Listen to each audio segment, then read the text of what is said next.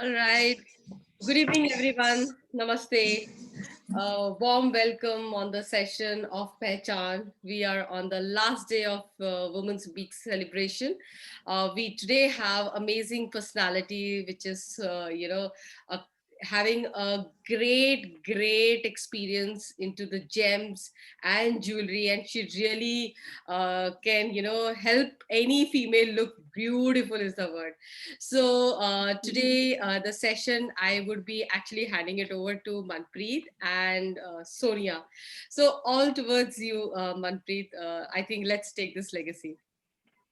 Thank you so much, Anubha. Pleasure being here again. This has been such an amazing week. We have actually got to witness and meet some really profound and renowned people. It's been such an experience. And yet another day added to our beautiful journey, thanks to Prism and thanks to Pejam. So, as we move forward, and just to give a brief intro as to what the session would really be looking at, we're touching a theme today which is very close, I'm sure, to all the women out there. We're talking about jewelry, and I'm sure jewelry is a name that really doesn't need too much of an elaboration. I don't really need to talk too much of it. It's always been close to us. So whether it's been India or the West world or any part of the world, women in jewelry are like inseparable.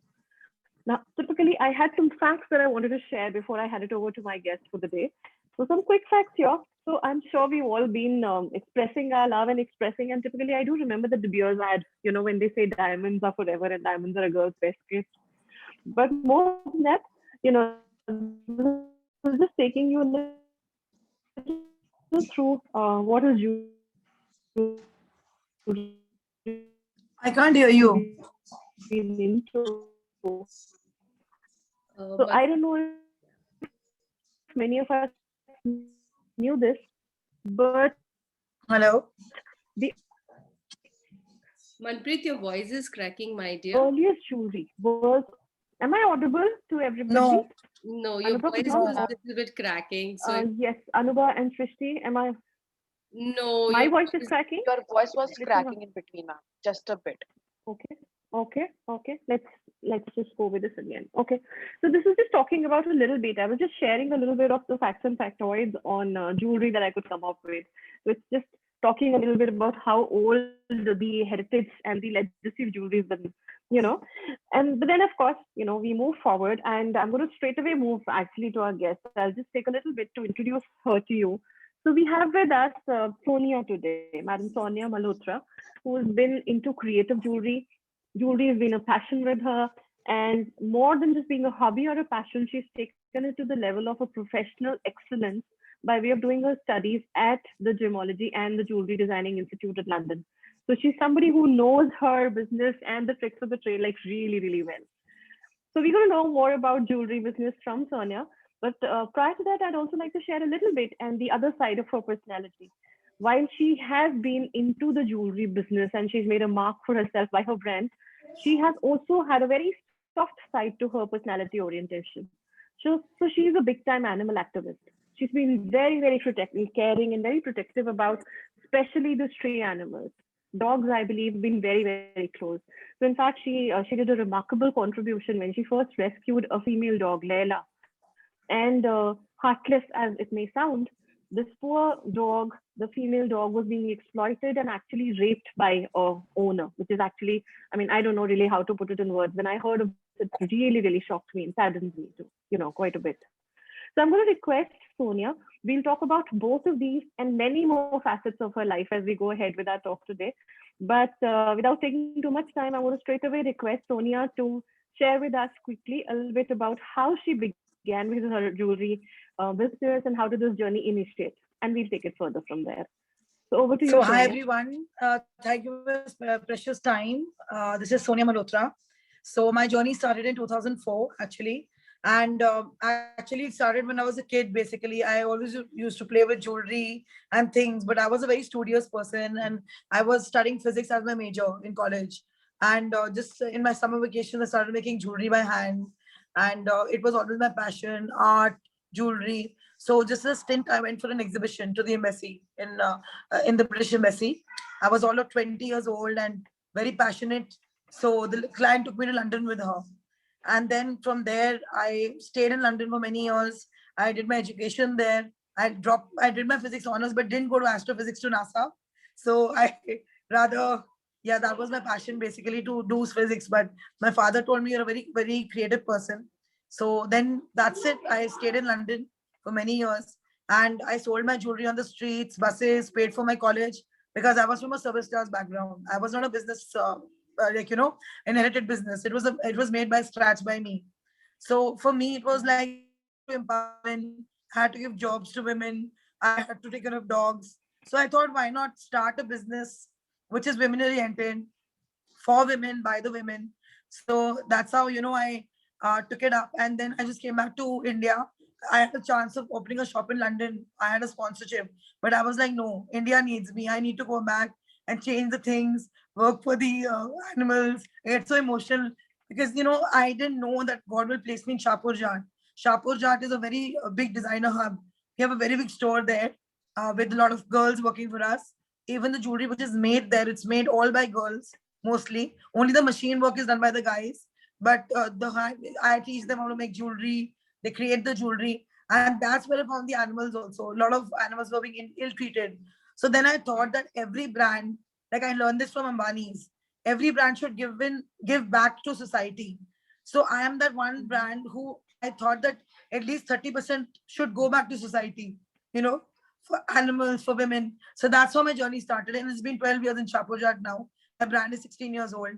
So that's the journey. It's not been easy, very long journey, because to cope up with other brands which have a lot of money invested by the parents or husbands. I am a single girl.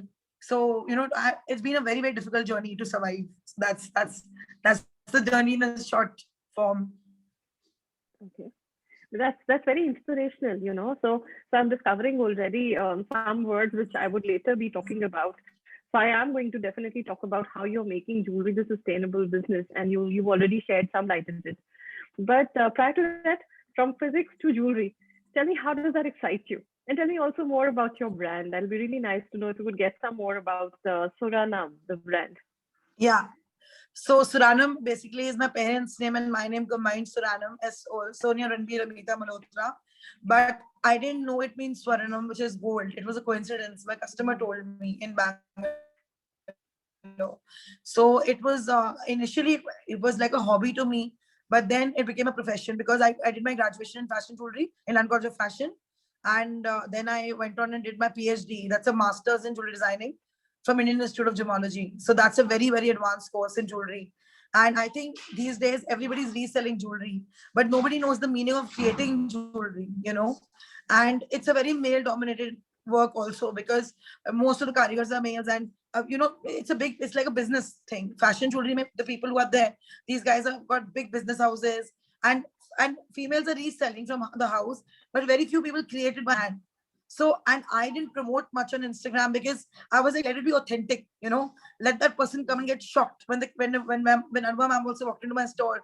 She was a little surprised by the way it was made, the girls I was employing, and the way I was training them. So at my jewelry boutique, you'll get everything like the bridal jewelry, mehendi jewelry, American diamond jewelry, reception jewelry. But people have to like trust me. So when people walk into my store, they're like, okay, great. She must be just reselling. But when they get to talk to me, they know what I'm talking about. And 16 years of experience shows in my talks. So then they become my customers for life. So that's the journey, So that's it. That's very interesting to know. And I'm so intrigued and so fascinated. I'm sure I'm going to walk into your store one of these days. Absolutely. A lot of discount for you guys. So thank you so much, Sonia. So also at this point, I may be getting a little bit into the secret bit, but tell me, what is the kind of jewelry that really draws most women? I'm sure you have clients which come from a diverse blend. So what is the most hot sell or the most popular, products, if I may ask, that are really the So, sought after ones? so if you ask me this question in 2019 and 2020 beginning, it was different. But after the pandemic, after COVID, things have really changed. So initially people were asking for very heavy jewelry and heavy bridal sets and things like that. But now people want more practical jewelry, like, light jewelry, everyday wear jewelry. It's really in, like solitaires or bands and rings. The sale has increased of the smaller items now. So people are really, because they want to wear it to Mhm. office, wear it to lunch, they don't want to spend too much, So people have come out to very small jewelry now. In 2020, in 2019, it was not like this. In 2019, people wanted big jewelry. I want a big piece as a statement piece. But things have really changed now. People are looking at smaller, more practical pieces. With the after COVID, things have really changed now. So people are like, me one piece which I can wear in a sangeet, I can wear in a in a party, or I can wear somewhere practical jewelry, because the Mhm. get-togethers have become a little less right now. So 2021 has really Mhm. changed the trends. Everything has become smaller and minimalistic. So that's the thing. Yeah, I'm sure this has been a phenomenal year for all of us. It's been a year of transformation. So, typically Absolutely. the new normal, and I'm sure we're all into the lighter versions of jewelry, and we're going back to the essentials a bit. So, Sonia, tell Absolutely. me, you also mentioned briefly, where you draw inspiration from Mr. Ambani, and you talk about giving back to the world in your little way. And yes, we know you've been an animal activist, but is there somewhere you've been trying to inculcate the word sustainability into the jewelry business as well? Yeah, And if you would want absolutely. to talk about it. Yeah, absolutely. Sustainability has to be there because, firstly, two things about sustainability. One, if someone is spending money on, firstly, there's this thing about our previous generation that jewelry, artificial hair, so let's not spend on it. And what's the point of spending 6,000 on a earring? But I tell them the same earring you'll get for lakhs in real. And my jewelry is so Mm. sustainable. I'll not be pompous, but really honestly, in my 16 years of career, my clients have even got children, and the children even come to me now. They got married with my jewelry. Wow. They bought it on events. And we use Mhm. very environmental friendly pieces. We don't harm the nature by all these things, because we use forge. It is not harming the environment. So we use copper, we use silver based jewelry which is degradable also. And plus, with by God's grace, people have used my jewelry for years, so it will not be pen or Yeah. toot. Yeah. So some people are like, why is it 6,000? Why isn't it 200? The 200 rupee jewelry then. So, and the kind of pieces I'm selling, these pieces are selling at other big stores, bigger stores, for triple amount. And people love my thing, because see, I also have to understand, somebody's coming to buy artificial jewelry. It is not real jewelry. So people Mhm. want practical jewelry, sustainable jewelry, which will last for 10, 15 times, 20 times. So that ways I use very good material also, which is environmental friendly. It's mostly for pearls, for stones. And so that really, and we don't use products from China. I don't believe in that. So I'm sorry about that, but we only use made in India products mostly. Mm. And so we get the beads, and mostly it's strung by all the girls in my this thing in my organization. And I take girls whose husbands are not working, whose husbands are drunkards, or maybe their children, they don't know what to do with their talent, because girls are very talented. They know how to create. So I really teach them a lot. So I don't take very, my criteria is not to hire very educated girls, or it's just to hire normal girls, who get empowered by this. So Wow. yeah. So that's something actually to be so proud about. I mean, there's so much that I'm getting to know from you. So you are actually, I mean, if I just put this different elements together, you are creating empowerment. You are looking at redefining fashion. And I know, when I could so relate to your talk when you talk about the transition in the jewelry, purchase mentality. I know typically almost 2 decades back when I got married, jewelry was supposed to be gold because jewelry was something which would safeguard your finances against odd The times. answers. Yes, and today when you look at jewelry, it's about a fashion statement defining you. So in fact, I think I very closely resonate the pehchan with jewelry. I'm sure every little piece that you wear around you, carries so much of you in it. So it's really nice when you are taking it to a totally new dimension.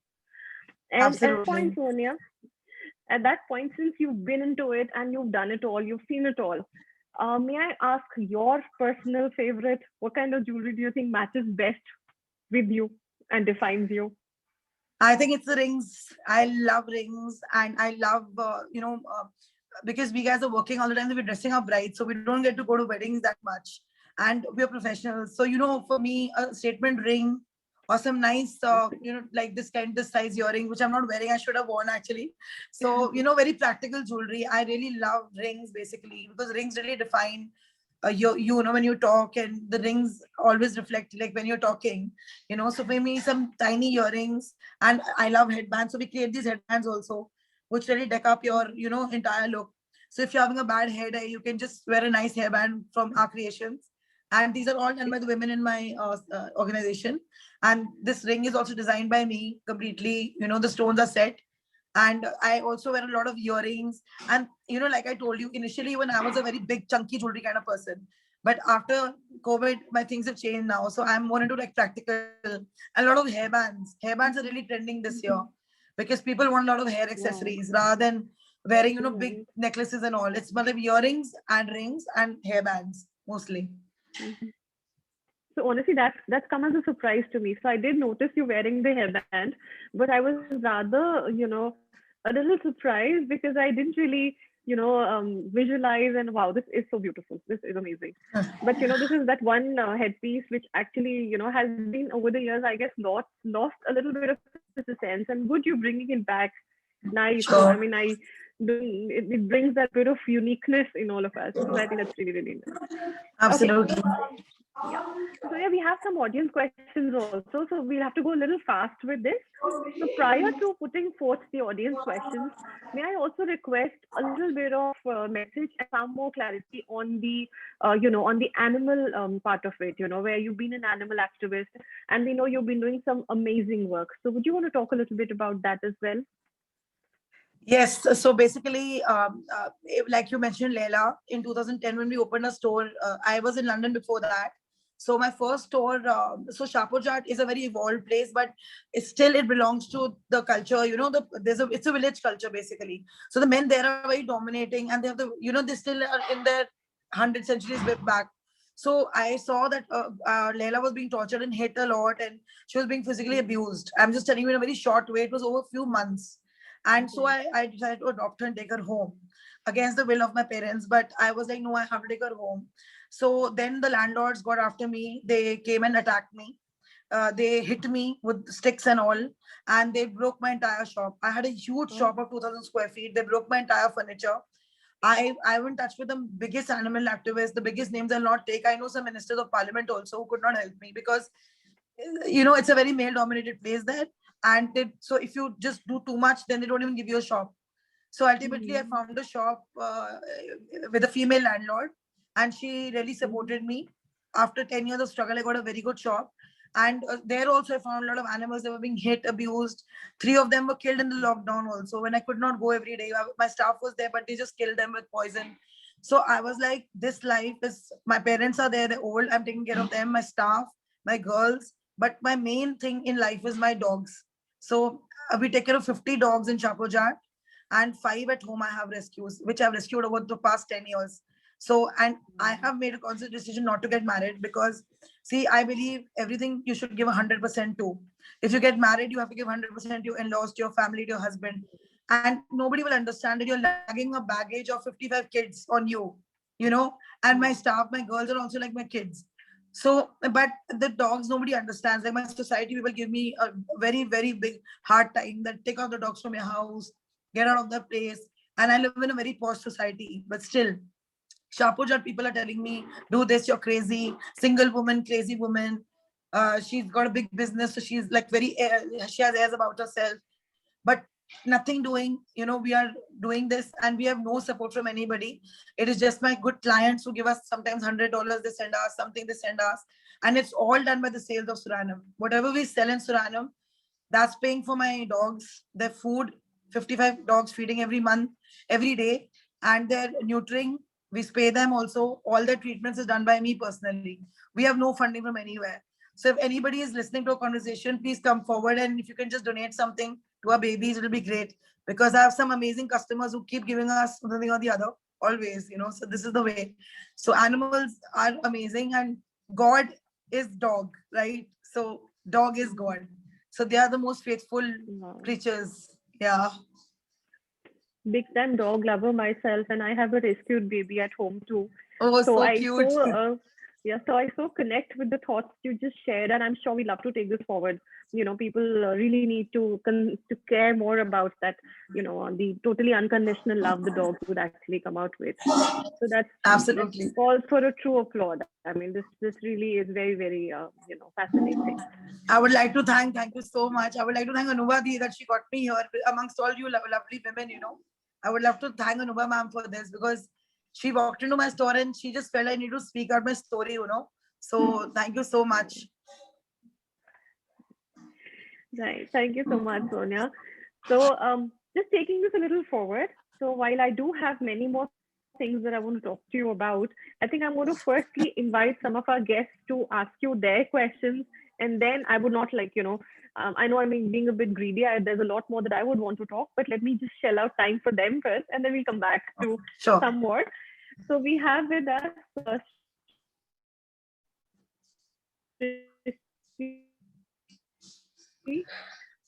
Can't hear you. So, Can't hear you.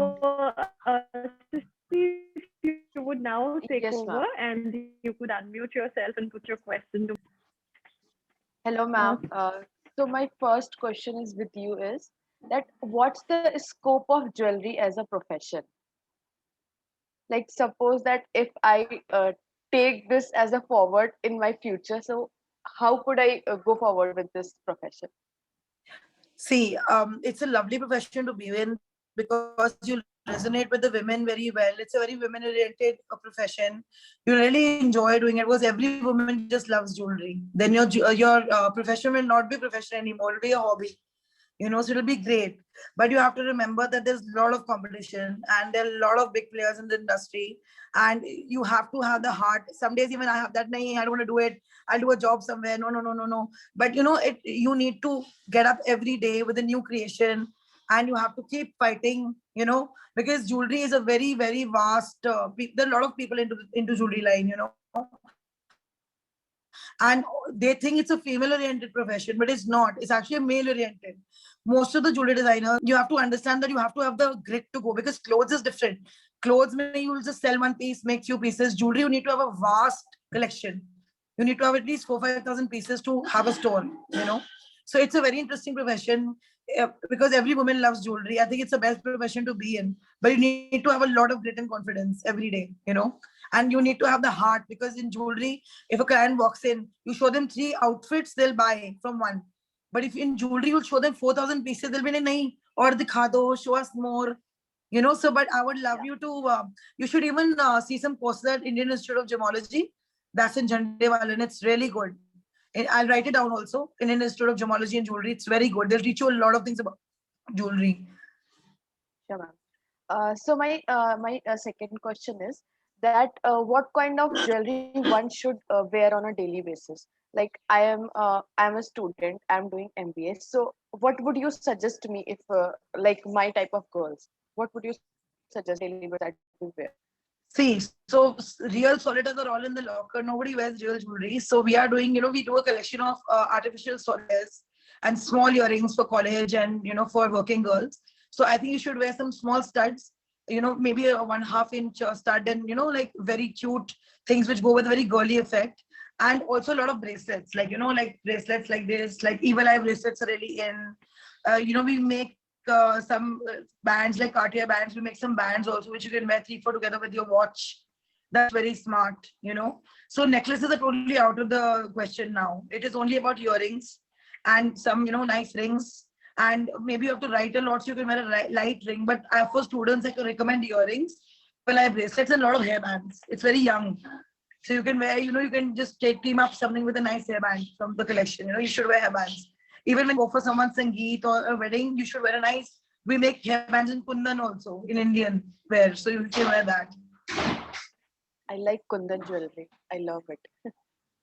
Yeah, Goes it's very with beautiful. almost everything, especially Everything, in yeah. ethnic wears. Thank you, ma'am. Thank you so much. Most welcome. So thanks to Srishti and thanks to Sonia. We know what's the next piece of signature jewelry that ensemble that you want to go out with. Absolutely. Okay. Thank you so much, Srishti. I'll take it back from here. So, Sonia, we would have a small request to this one. You are familiar. We are doing the PRISM section, and PRISM is an acronym of these 5 beautiful words put together. I want to request you to please pick one of the words which you think is most closely, to, connecting with you. It's most close to your heart, and talk more on this.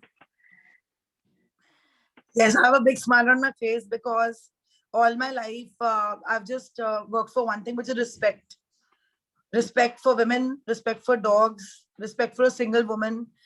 No matter where we are, we reach the moon, we reach the Mars, everything we've done in India. But I'm sorry to say that it's not a very progressive place right now, because until you don't have sindoor on your head, or a father or a brother or anybody supporting you, people just look down upon you no matter what you're doing, especially if you're doing a business alone. And if you're doing, if you're taking care of women or you're taking care of dogs, and if you're a single woman, "Ay, ye to pagal hai, she's crazy, she's crazy." So, the men cannot take it. And, when you are into business, you don't only deal with high profile people. You deal with all kinds of strata. You deal with local people. You deal with everybody in where you're working, the karigars, the workshop. So for me, respect is the only thing which I've worked for. In PRISM, respect is the word which really gets me, because my father's been critically unwell. So I'm the only earning member of the family. And I'm all alone, doing these things. So respect is something I've always wanted. And, my biggest fear of not getting married is the respect part, because I don't know what will happen. So that's the respect is something, if, like somebody's spitting on the road, or somebody's hitting a dog, or somebody's talking violently to somebody, I can't take it. People say, don't do it. Yeah, chhod do, let it be. But I'm like, if I let it be, then many others will let it be. At least people will call me crazy, but I'll make a difference. Now the person will be scared that, nahi, we'll respect this lady. We'll respect this girl. We'll respect our employees. So respect is the word which really got me in the PRISM word. Wow. Thank you so much. And there are so many words actually I can come out with, So when we began this session, I knew we're talking beautiful things. We moved from beauty to the care to the courage part of it. It's been an amazing session. And I think Absolutely. all that you put together into this one word, respect, and you brought out so many aspects of beauty. And truly, I must say, I must compliment you, Sonia. When I talk to you and as I connect with you all across this session, I know we're not talking about beauty, which is definitely not just skin deep. We are definitely talking about beauty, which is beautiful inner and out. So I love that part of it. And thank you so much for being here. I'll just use my closing line, which is, महिला सशक्तिकरण को पूरा करना है और तरक्की की राह पर आगे चलना है. Thank you so much for being a role model for this. Thank you so much for having Thank me. you. It was a pleasure. Thank you, everybody. Thank you for Thank you, boosting ma'am. all what I do and Pleasure encouraging me to do was what I all do. ours. Yes, absolutely. Sorry. So a big applaud again from all of us here at PRISM. Thank you so much. And Thank you. And thank you again. Thank you Thank you so much. Thanks. Really Thank you, nice Anuva ji. hearing you. Thank you so much. Thank you. Thank you, ji. Thank you. Thanks.